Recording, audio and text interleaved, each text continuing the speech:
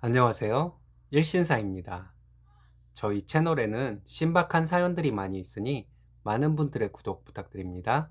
오는 12월 24일 크리스마스 이브에 일신사의 첫 라이브 방송을 계획하고 있습니다. 여러분들의 많은 시청 바랍니다. 이번 사연은 쓰니님의 직업을 비하하며 무시하던 친구를 응징하고 사이다를 한 잔 마셨다는 분의 사연인데요. 함께 보시겠습니다. 안녕하세요. 저는 곧 서른이 되는 새댁입니다. 직업은 공립유치원 교사예요.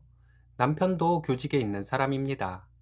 얼마 전에 예전에 자신을 무시했던 친구를 몇 년 뒤에 성공해서 무시해주고 속이 시원하다는 분의 글을 읽었습니다. 많은 분들이 시원하다, 잘했다, 속 시원하다 라는 말씀들을 댓글에 남겨주셨더라고요. 저도 비슷한 일이 있었거든요. 제 글도 한번 올려봅니다. 저는 2년의 수험 생활 동안 친구들과도 거의 만나지 못하고 열심히 공부했습니다.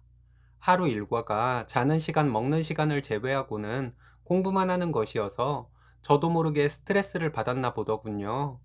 하루 종일 공부만 하고 있다 보니 힘든지도 모르고 공부만 하고 살았는데 어느 날 공부하다가 눈물이 났습니다. 힘들어하고 있는 제 자신을 못 느끼고 공부만 하고 있었던 것 같아요. 2주 정도 주기로 이런 일이 반복이 되니 가끔씩은 공부에서 벗어나 있는 날도 있어야겠다는 생각이 들었습니다. 고등학교 때 친했던 친구들과 졸업 후에도 자주 만나고 했었는데 본격적으로 수험 생활을 한다고 그 친구들과도 안 만나고 있었거든요. 그 친구들과는 가끔이라도 만나서 그날 하루는 나를 공부에서 벗어나게 해줘야겠다고 생각했습니다. 열심히 공부를 하다가 그 친구들을 만나는 날에는 수다도 떨고 술도 한잔하고 그랬어요. 공부를 하다가 하루 패턴이 깨지면 여파가 좀 있잖아요. 저 같은 경우는 하루 놀면 다시 집중이 잘 되는 리듬을 찾을 때까지 3일 정도 걸렸던 것 같습니다. 그 3일이 아깝기는 했지만 그래도 그렇게 한 달에 한 번 정도는 나를 쉬게 해주어야 살 것 같아서 그렇게 했습니다. 그렇게 2년간 다른 친구들과는 연락도 하지 않고 고등학교 친구들만 한 달에 한 번 정도 만나며 열심히 공부했습니다.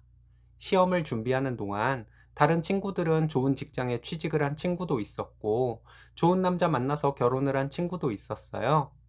친구들이 잘 되었다는 소식에 더 자극이 되어 공부를 열심히 하기도 했지만 잘 된 친구들과 괜히 비교를 하게 되어 자존감이 떨어지기도 했습니다. 아무튼 2년간 열심히 공부했고 2차까지 발표가 났습니다. 그리고 친구들을 만났는데 한 친구가 저에게 그러더라고요. 야, 이번에 또 떨어지면 또 시험 볼 거야? 너 재수할 동안 100씩만 번 걸로 계산해도 벌써 2400 날렸다, 야. 자존감이 많이 떨어진 상태였어서 뭐라고 반박도 하지 못하고 있는데 다른 친구들이 그 친구에게 뭐라고 해줘서 겨우 넘어갔습니다. 다행히 저는 유치원 교사 임용시험에 합격을 했습니다. 한 유치원에 발령을 받아 한창 바쁘고 신나게 지냈어요. 그러다가 친구들을 만났는데 그 친구가 선생님이라는 직업을 후려치기 하더군요. 야, 선생은 좋겠다. 방학 때는 완전 날로 먹는 거잖아. 유치원 교사는 정신연령이 유치원생이라던데? 내가 자기에게 무슨 원수 가진 것도 아니고 제 직업을 가지고 무시하는 말을 계속 하더라고요. 방학 때도 연수 들어야 하고 공부도 해야 해. 대학원 준비도 해야 하고 그리고 학기 중에 좀 지친 거 방학 때 재충전하면서 공부하는 거지 뭐. 라고 했더니 우리나라 선생들 월급을 너무 많이 준다는 둥 자기가 낸 세금으로 먹고 산다는 둥 들어주기 힘들었습니다. 저는 속으로 전현을 만나지 말아야겠다는 생각이 들었습니다. 몇 달이 지나고 그 친구에게 전화가 왔습니다. 번호는 저장이 되어 있지만 통화는 거의 안 하고 친구들 다 같이 모일 때나 얼굴 보던 친구였는데 전화가 와서 좀 의아스러웠는데요. 전화를 받아보니 남친이 생겼다며 결혼까지 생각하고 있다고 하더군요. 결혼까지 생각하는 사람이라 친구들에게 인사시켜주고 싶다는 것이었습니다. 알겠다고 하고 전화를 끊었는데 단톡방에서 그 친구는 남친 자랑에 신이 나 있더라고요. 자기 남친이 초등학교 교사라며 결혼하면 남편 육아휴직을 내게 해서 애를 보게 하겠다는 둥, 남편 방학 기간에 집안일을 전부 시키겠다는 둥, 이래서 남자든 여자든 배우자는 교사가 좋다는 둥, 얘가 미쳤나? 지가 나한테 했던 말은 기억을 못하나? 하는 생각에 어이가 없었습니다. 그 친구 남친을 우리들에게 소개한다는 자리에 나갈 생각이 별로 없었는데 저도 꼭 가겠다고 했습니다. 그 자리에 갔더니 친구 남친이 저를 유독 반가워해 주더군요. 교사로서의 동질감 같은 것이 작용했던 것 같습니다. 친구 남친이 저에게 초등학생들도 쉽지 않은데 유치원생들은 어떻게 이끌어가냐며 저에게 대단하다고 칭찬을 해주더라고요. 친구는 자기 남친이 저를 칭찬해 주는 것이 기분이 나빴는지 초등교사와 유치원 교사는 갭이 있다며 비교하는 것 자체가 우습다고 하는데 정말 제가 그 친구에게 의아스럽다는 듯이 말했어요. 너는 맨날 교사들 방학 있다고 날로 먹는다고 했잖아. 이제 남자친구가 방학 있으니까 어때? 친구는 당황한 표정이었어요. 친구 남자친구는 저를 보더라고요. 이대로는 안 되겠다. 정말 미치겠다 싶을 때 방학이 온다는 것을 교사가 아닌 사람은 모르더라고요. 라고 했더니 친구 남자친구가 저를 보며 격하게 공감했습니다. 얘가 저보고 유치원생 담임하면 정신연령이 유치원생이 된다고 했거든요. 땡땡 씨는 몇 학년 담임이세요? 정신연령이 저보다 몇 살 위겠네요. 다른 친구가 제 옆구리 찌르고 남자친구분과 그 친구는 썩은 표정인데 스파게티가 어찌나 맛있던지 너 맨날 교사는 아이들 대충 돌보는 척 하면서 월급 받는 세금 도둑이라고 하면서 교사와는 사돈 맺지 말라는 말이 있다고 했었잖아. 땡땡 씨랑 결혼해서 애 크면 결혼시키기 쉽지 않겠다. 라고 카운터를 날렸습니다. 집에 오는 길에 발걸음이 너무 가볍더라고요. 걷는데 저절로 뒤꿈치가 땅에 닿지 않게 걷게 되는 느낌 아시나요? 그 친구는 그 남자친구와 깨졌다는 소식을 얼마 뒤에 듣게 되었고, 저는 그 친구와 절교했습니다. 자기가 했던 말이 부메랑이 되어서 자기에게로 날아온 경험으로 그 친구는 말을 조심해서 하는 사람이 되었을까요?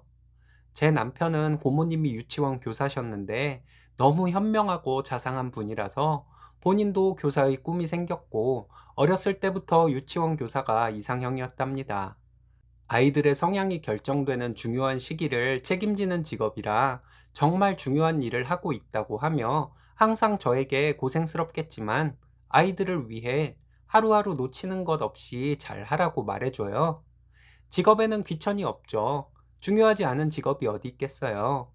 본인의 직업에 자부심을 가지고 열심히 일하며 살아가는데 그 친구는 저희 직업을 대놓고 그렇게 무시했으니 제가 되돌려준 거였어요. 제가 좀 너무했던 건가요? 제가 이기적이라서 그런지는 몰라도 그때 저는 시원하다는 생각이 들었었거든요. 가볍게 읽고 가시라고 글 올려요. 코로나로 다들 힘든 시기에 다 함께 힘냈으면 좋겠습니다. 감사합니다. 쓰니님 너무하긴요. 잘하셨습니다. 말 그대로 자신이 했던 말이 부메랑이 되어 돌아온 것인데요. 인과응보네요. 이번 사연은 쓰니님의 급여를 알게 된 이후부터 질투와 막말을 하던 고등 시절 친구들을 시원하게 정리해버렸다는 사연인데요. 함께 보시겠습니다. 안녕하세요. 30대 초반 워킹맘입니다. 고등학교 시절부터 친구 관계를 유지해온 친구들과 얼마 전 만남을 마지막으로 절교를 선언했습니다. 힘들기도 하고 즐겁기도 했던 고등 시절을 함께 보내고 졸업 후 10년 넘게 친구 관계를 유지해왔던 친구들이라서 아쉬움도 남지만 이제는 미련 없이 훌훌 털어버리려고요. 이제 저는 1년에 몇 번 연락을 주고받는 대학 때 친구들 몇 명 이외에는 친구가 없네요. 회사 동료, 선후배들, 아이 어린이집 친구 엄마들이 저희 친구들이라고 해야 할까요? 저에게는 고등학교 때부터 함께 뭉쳐 다니던 3명의 친구가 있습니다. 이젠 있었다고 해야겠네요. 저는 4년제 대학을 진학했고 그 친구들은 전문대에 진학했습니다. 각자 다른 학교를 다녔지만 저희는 대학생 시절에도 자주 만나며 우정을 나누었어요. 제가 한창 3, 4학년 취업 준비를 위해 공부할 때 친구들은 사회생활을 시작했습니다. 친구들은 저에게 공부를 잘한다고 돈 잘 버는 것이 아니라고 사회생활 선배로서 하는 말을 참 많이도 해주었습니다. 친구들은 150 정도의 초임을 받았고 연봉 상승 커리어 등과는 거리가 먼 일을 했고 저는 친구들보다 2년 늦게 전공을 살려 3천 조금 넘는 연봉을 받으며 사회생활을 시작했습니다. 친구들에게 제 급여를 말하지 않았습니다. 제가 한참 취업을 준비하던 때에 사회생활에 대해 내 미래에 대해 좋지 않게 말했던 친구들이 제 연봉을 알게 되면 기분 나빠할 것 같아서 말을 하지 못했어요. 그래서 친구들과 제가 거리감을 갖게 된 것일까요? 저는 승진을 하고 직급이 올라도 친구들에게 얘기하지 않았습니다. 회사 얘기 자체를 못했습니다. 저는 현재 직장 생활을 9년째 하고 있고 워킹맘으로 일하고 집안일도 신경 쓰며 녹록지 않은 인생을 살고 있습니다. 이런 인생의 과정을 겪으며 제 자신을 대견하게 생각하고 제 자신에게 힘내라고 응원하며 살고 있습니다. 친구들은 돈도 별로 못 벌 바에는 전업주부를 하겠다고 했고 저는 친구들의 선택을 단 한 번도 비하한 적 없이 있는 그대로 친구들을 응원해 주었습니다. 1년 전쯤 친구들 중 한 명이 아이를 데리고 나온 적이 있었습니다. 커피숍에서 만났는데 제가 잠시 회사 일로 전화 통화를 하러 자리를 비운 사이에 제 가방 속에 있는 연말정산 내역서를 친구들이 보게 되었습니다. 결국 친구들이 상상하던 것보다 훨씬 큰 금액의 제 연봉이 친구들에게 공개되고 말았습니다. 진짜야? 너 연봉 이거 맞아? 하는 질문 세례를 받았습니다. 친구들의 계속되는 질문들 속에서 저는 친구들이 불쾌해하고 있다는 것을 느꼈습니다. 그 일이 있은 후부터 친구들은 저를 피한다는 느낌이 들었습니다. 넷이서 들어가 있는 단톡방 외에 친구들 셋만의 단톡방을 만들어 얘기를 나누고 저에게 통보하는 식으로 저희의 우정은 변질되고 말았어요. 그때까지도 저는 제가 친구들을 오해하는 것이라며 제 자신의 자격지심을 무척이나 비난했습니다. 저는 저의 벌이로 인해 친구들이 저에 대해 그렇게 심한 적개심과 배신감을 갖게 될 줄은 몰랐습니다. 그래요. 저는 저와 가족들을 위해서 승진 욕심, 돈 욕심, 보통의 부모들처럼 한 푼이라도 더 벌려는 욕심을 갖고 살았습니다. 친구들이 각자 가진 센스, 활발한 성격, 외모 등을 갖지 못해서 저는 오로지 노력으로 지금까지 성과를 이루어 왔는데 저희 성과에 대해 친구들은 무슨 복을 타고 나서 그런 큰 돈을 버냐고 하더니 윗분들한테 잘 보였냐? 요새는 몸을 아무렇게나 굴리면서 승진하는 여자도 있다더라 등의 말을 단톡방에서 농담을 가장해서 저에게 던질 때 저는 정말 괴로웠습니다. 친구들이 고등학교 시절 자신들의 장점에 큰 자부심으로 세월을 보낼 때 저는 조금 더 공부에 집중하지 못한 제 자신을 책망하며 시간을 보냈고 친구들이 일찍 직장 생활을 시작하며 즐겁게 보냈던 세월에 저는 큰 회사들이 원하는 스펙을 쌓기 위해 여러 가지 지식과 능력을 제 머리와 몸속에 넣었고 친구들이 아이에게 여러 가지 체험을 해준다며 놀러 다닐 때 저는 눈앞에 아른거리는 아이를 뒤로 한 채 열심히 일했습니다. 친구들이 저의 연봉을 알게 된 이후부터는 저에게 밥을 사라고 하던 친구들에게 나는 상속받은 돈이 많은 것이 아니라 내 노력으로 받는 급여를 너희들을 위해 쓰는 것을 당연시 여기지 말아달라고 말하지 못한 것이 아쉽네요. 얼마 전 친구들을 마지막으로 만났을 때는 이제 더 이상 참아줄 수 없는 일들이 있었습니다. 친구들 셋이서 요즘 회사에서 여자들 부정한 방식으로 승진하는 사람들 많다는 얘기를 하더군요. 그러면서 나이에 안 맞는 직급을 가진 여자들은 낙하산이거나 부정한 방식으로 승진을 한 것이 아니겠냐는 말에 더 이상 참을 수가 없었습니다. 친구 한 명이 저에게 네 남편은 그런 거 의심 안 해? 라고 묻는데 온몸이 떨렸습니다. 너희들이 오해한 것 같다고? 나는 너희들이 놀고 먹을 때 공부했고 너희들이 찬란한 20대를 보낼 때 나는 찬란한 20대를 버리고 회사를 선택한 것일 뿐인데 너희와 나의 선택이 다른 것일 뿐이라고 말해 주었습니다. 친구들 셋이서 번갈아 가면서 제 말을 비꼬더군요. 너희들은 남편 외벌이로 대출금에 머리 아파가며 살고 있는데 나도 대출금 때문에 머리가 아프기는 마찬가지라고 말했어요. 지금 살고 있는 집 말고도 전세를 준 빌라가 하나가 더 있는데 그 빌라를 살 때 대출금이 조금 남아 있긴 하다고 말해 주었습니다. 너희들이 진 빚에 비하면 정말 별거 아니지만 나도 너희들과 빚이 있는 것은 마찬가지라고 말해 주었습니다. 너희들이 부럽다고 말해 주었습니다. 나는 회사에서 일하고 있는 시간에 너희들은 아이 어린이집 보내고 아이 친구 엄마들과 커피숍에 가서 수다 떨고 점심 먹고 아이 데리러 가면 시간이 딱 맞다고 자랑했는데 사실 나도 내 아이에게 너희들처럼 밀착해주지 못해서 미안하다고 말해 주었습니다. 친구들이 계속 저를 비난했지만 저는 듣지 않고 제 할 말만 했어요. 너희들은 남편을 뒤에서 흉보면서 돈돈거리고 살지만 그래도 아이의 어린 시절을 함께 보낼 시간이 나보단 많은 것이 나보다 훨씬 행복한 것이라고 자신에게 스스로 암시를 걸며 살 수 있지 않겠냐고 말해 주었습니다. 끝까지 자기만 잘난 줄 알고 15년 우정을 이런 식으로 버린다고 저를 비난하던 친구에게 말했어요. 내가 잘 됐을 때 진심으로 축하해 주는 것이 진정한 친구라고요. 나는 너희들 앞에서 잘난 척을 한 적도 없고 내 상황을 자랑한 적도 없는데 너희들은 너희들끼리 따로 모여서 뒤에서 나를 씹고 있다는 것을 알고 있다고 말해 주었습니다. 이 정도 참아 주었으면 너희들에게 나는 해줄 만큼 해준 것이니 후회도 미련도 없다고 말해 주었습니다. 언젠가부터 너희들의 말 속에 뼈가 들어 있었고 내가 바보가 아닌 이상 그것을 모를 리가 있겠냐고 말해주고 너희들 밥 사줄 돈으로 내 아이에게 투자할 것이고 너희들 만나서 스트레스 받을 시간은 회사, 남편, 아이를 위한 시간으로 바꿀 것이라고 말해주었습니다. 그리고 일어나서 나오는 제 뒤에서 욕을 하는 친구들에게 돌아서서 질투에 눈먼 천박한 년들이라고 한마디 욕해주고 나왔습니다.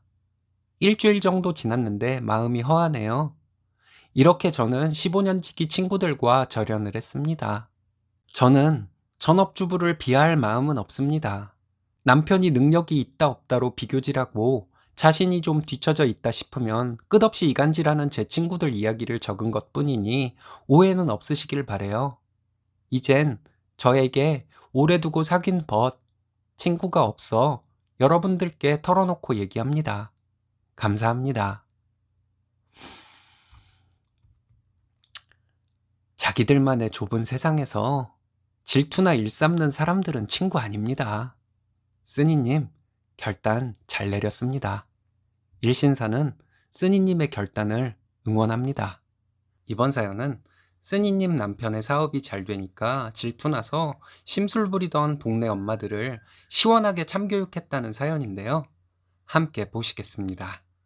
안녕하세요. 같은 동네에 사는 언니들에게 남편 칭찬을 몇 번 했더니 그 언니들이 저를 싫어하길래 시원하게 버렸습니다. 그쪽이 다수라서 좀 위세에 눌릴 뻔했지만 꿋꿋하게 할 말 다 해버렸습니다. 아이 어린이집 친구 엄마들이었는데 저는 아이가 첫째이고 아이 친구들은 둘째 또는 셋째라서 제가 엄마들 사이에서 나이가 가장 어렸습니다. 지금은 아이가 초등학생이 되었는데 아이들이 전부 같은 학교에 다니게 되면서 관계가 지속되고 있는 것이었어요. 나이가 제일 많은 언니는 40이 넘은 언니도 있었어요. 저는 신랑과 사이 좋습니다. 결혼 전과 후가 달라진 것도 없고 항상 연애하는 기분으로 살아요. 시어머니 말고는 저희 사이 나쁘게 보는 사람은 없었습니다. 친구 엄마들과는 다들 같은 동네에서 고만고만하게 살고 있으니 서로 고민도 비슷하고 해서 만나서 수다 떨면서 스트레스를 풀며 지내왔어요. 그런데 그 언니들 얘기를 들어보면 결혼은 다 불행하고 시댁은 모두 악당들의 집합소였습니다. 그리고 세상 모든 남편들은 이기적이고요. 저는 시어머니가 좀 부담스럽기는 하지만 결혼 생활에 대한 불만은 별로 없었습니다. 신랑과 알콩달콩 사는 것으로 시댁 스트레스 조금 받는 정도는 웃고 넘어갈 정도는 돼요. 그러니 자연스럽게 친구 엄마들을 만나면 제 얘기는 거의 할 수 없었습니다.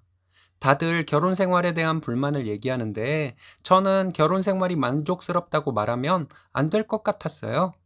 시댁에 대한 불만, 남편에 대한 불만을 듣다 보면 그렇게 불만을 가질 일도 아닌 것 같은데 유독 심하게 불만이라고 하더라고요. 그리고 더 이해가 안 가는 것은 자기들이 결혼 생활이 행복하지 않으니 모든 사람들의 결혼 생활이 불행해야 한다는 것이었어요. 동네 어느 집이 별 무리 없이 잘 사는 것 같았는데 갑자기 이혼했더라 하는 얘기를 하며 결혼 3년 차만 되면 모든 부부는 무늬만 부부로 사는 것이라고 하더군요. 그런 사람도 있고 아닌 사람도 있지 않을까 하고 생각했지만 그런 말을 언니들 앞에서 하는 것은 꿈도 꾸지 못했습니다. 그리고 잘 살고 있는 집도 어쩔 수 없이 부부관계를 유지하며 살고 있는 집으로 만들었어요. 그렇게 어울리다가 새로 누가 함께 어울리게 되면 그 사람에게도 결혼 생활에 부정적인 인식을 심어주려 노력하는 것 같았어요. 분위기를 이런 식으로 심하게 주도하던 언니가 두 명이 있었는데 그 언니들 때문에 다른 언니들도 결혼 생활에 대한 긍정적인 면에 대해서는 입도 뻥끗하지 못하는 것 같았습니다. 제가 그 언니들과 문제가 된 것은 신랑의 법인 회사가 잘 되기 시작하면서였어요.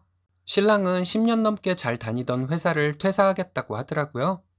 퇴사를 하고 중장비를 하겠다고 하더니 법인 회사를 차렸습니다. 저는 걱정도 되었지만 어차피 말려도 안 될 것 같아서 그냥 신랑에게 긍정적인 말만 해주었습니다. 자기는 뭐든 잘하는 사람이니 사업도 잘할 것이라고 항상 말해주었어요. 법인을 차리고 지출이 있어야 해서 리스로 차를 뽑은 것을 보고 속으로 얼마나 마음 졸였는지 몰라요.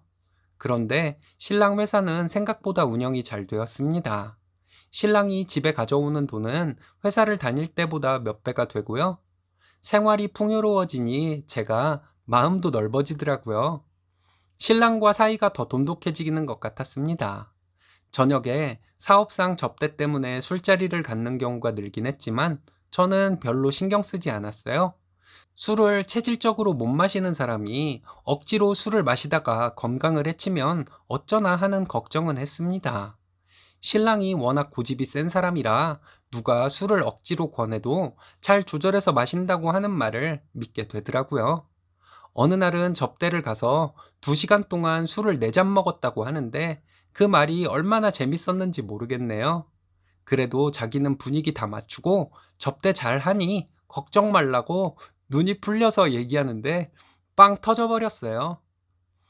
월급쟁이 생활을 할 때보다 시간이 자유로워지니 집에 있는 시간도 오히려 더 많아지고 아이와 시간을 더 많이 보내는 신랑을 보면서 저는 너무 좋았어요. 다만 달라진 것이 있다면 신랑이 회사를 다닐 때는 집안일을 도와주기도 했는데 사업을 시작하고 초반에 많이 바빠서 집안일을 도와주지 못했습니다. 시간적으로 좀 여유가 생기기 시작한 후에도 저는 신랑에게 집안일 하지 말라고 했어요. 자기가 돈 많이 벌어와서 이러는 것이냐고 하길래 내가 뭐 돈 때문에 남편 대접을 다르게 할 사람인 것 같냐고 했더니 신랑이 아무리 생각해도 그런 것 같다고 하더군요. 그래서 맞다고 했습니다. 그런데 언니들은 저만 만나면 저희 신랑 불안하다고 난리가 났어요. 사실 처음에는 신랑이 회사 그만두고 사업한다는 얘기를 했을 때 언니들은 저에게 걱정하는 말을 많이 했습니다. 극구 말렸어야지 그걸 보고만 있었냐고 하면서 걱정을 해주는데 정말 친언니들 같은 느낌이었어요. 그런데 리스기는 하지만 차를 바꾸니 언니들 말하는 것이 달라지더라고요. 신랑이 사업하느라 접대하고 그러면 여자들 있는 술집에 가고 그럴 것이라질 않나. 그 여자들이 돈 냄새 맡으면 신랑 가만둘 것 같냐고. 예쁜 여자가 작정하고 덤비면 안 넘어갈 남자 없다고 하질 않나. 괜히 저도 신랑 행동을 유심히 살펴보게 될 정도였습니다. 그런데 신랑은 달라진 것이 딱히 없었어요. 저는 단순하게 바람 피울 사람은 돈이 없어도 피우고 아닌 사람은 아닐 거라고 그냥 생각하게 되었습니다. 사업해서 돈을 많이 벌어다 주는 사람, 괜한 의심으로 마음 불편하게 할 수도 없잖아요. 언젠가부터 언니들은 저에게 부부 사이가 안 좋다는 말을 강요하기 시작했습니다. 언니들이 결혼 생활에 대해 안 좋은 말을 할 때 저는 그냥 듣고만 있었는데 그 전까지 언니들은 저에게 별말 없었어요. 신랑 사업이 좀 된다는 것을 알게 된 후로는 언니들이 자꾸 저에게 결혼 생활 힘들지? 쉽지 않지? 이러면서 제가 무슨 불평이라도 하도록 유도하더라고요. 그렇다고 없는 얘기를 지어내서 잘못도 없는 신랑을 잘못한 사람으로 만들 수는 없잖아요. 이 언니들과 계속 어울리다가는 내가 세뇌가 되어서 신랑을 의심하고 결혼 생활을 진짜로 불행하게 만들지도 모른다는 생각마저 들었습니다. 언니들이 유도신문을 할 때마다 저는 신랑이랑 별 문제 없다고 말해버렸어요. 사실대로 말하는 것인데 왜 그렇게 말하기가 쉽지 않았는지 이해도 안 되었습니다. 언니들이 물어보길래 회사 다닐 때보다 시간도 자유로워져서 신랑과 보내는 시간이 더 많아진 것 같다고 말했다가 분위기 싸해졌네요. 말 나온 김에 나는 신랑이 접대가 많아지기는 했지만 전혀 의심하지 않는다고 말했어요. 접대를 가서도 중간중간 나에게 전화하고 오해 없도록 노력하는 사람인데 의심하지 않게 되더라고 언니들에게 말했어요. 그런데 신랑이 정말 나 몰래 한눈 판다면 그것까지는 내가 신경 쓰기는 어려울 것 같다고 솔직하게 말했습니다. 내가 신랑을 쫓아다닐 수도 없지 않냐고 했더니 언니들 표정이 정말 우울해지더라고요. 한 언니가 좀 더 있어 보라고, 남자는 여유로워지면 분명히 바람나게 돼 있다고 하는데 내 남자 언니가 걱정할 필요 없다고 말해줬네요. 짜증나서 신랑이 월급쟁이 때보다 지금 돈을 몇 배를 가져다 줘서 요즘 통장 잔액 보는 재미로 살고 있다는 말도 뜬금없이 말해줬어요. 그리고 그 언니에게 내 신랑은 내가 잘 관리할 테니 걱정해 주는 것은 고맙지만 이제 그런 걱정 안 해도 된다고 말해줬습니다. 분위기가 갑자기 초상집 분위기로 바뀌더니 그 언니가 저 걱정해서 해주는 말인데 그렇게 비꼬고 싶냐고 서운하다는 식으로 말하더군요. 다른 언니들도 대놓고 말은 안 했지만 그 언니 편드는 분위기였어요. 나도 언니 걱정돼서 한 말이라고 말하면서 나는 신랑과 잘 지내고 있지만 언니는 결혼 생활이 불행한 것 같아 말한 것이라고 했습니다. 내가 말하는 것이 다 기분 나쁘게 들리나 보다고. 오늘은 내가 여기 있으면 분위기만 망칠 것 같으니 다음에 다시 얘기하자고 말하고 집으로 돌아왔습니다. 그 뒤로 단톡방에 아무도 글을 안 남겼어요. 단톡방에서 나가지는 않았지만 자기들끼리 얘기해서 저 빼고 다시 단톡방을 만들었겠죠. 동네에 아는 사람이 그 언니들만 있는 것도 아니고 저도 아쉬울 것은 없습니다. 아쉬울 것이 있다면 그 언니들 무리해서 좀 더 일찍 나오지 않은 것이 아쉽죠. 도대체 이 언니들은 왜 이러는 건지 아직도 이해가 안 돼요. 자기들이 불행하면 남들도 꼭 불행하게 만들어야 직성이 풀리는 것인지, 처음에는 진심으로 공감하며 대했지만 나중에는 나까지 불행한 사람으로 만들려는 것 같아 점점 거리를 두게 되었습니다. 이제 그 언니들과는 다시 어울리게 되더라도 적당히 거리 두고 만날 수밖에 없겠어요. 잘하셨습니다. 흉보는 것이 대화 내용의 전부인 사람과 어울리다 보면 진만 빠져요. 현모양처인 분이 사이다 발언도 잘하셨네요. 오늘의 사연은 여기까지입니다. 재밌으셨다면 좋아요, 구독 부탁드려요. 일신사는 여러분들의 사연으로 제작됩니다. 많은 사연 제보 바랍니다. 여러분들의 사연은 아래 메일 주소로 부탁드려요.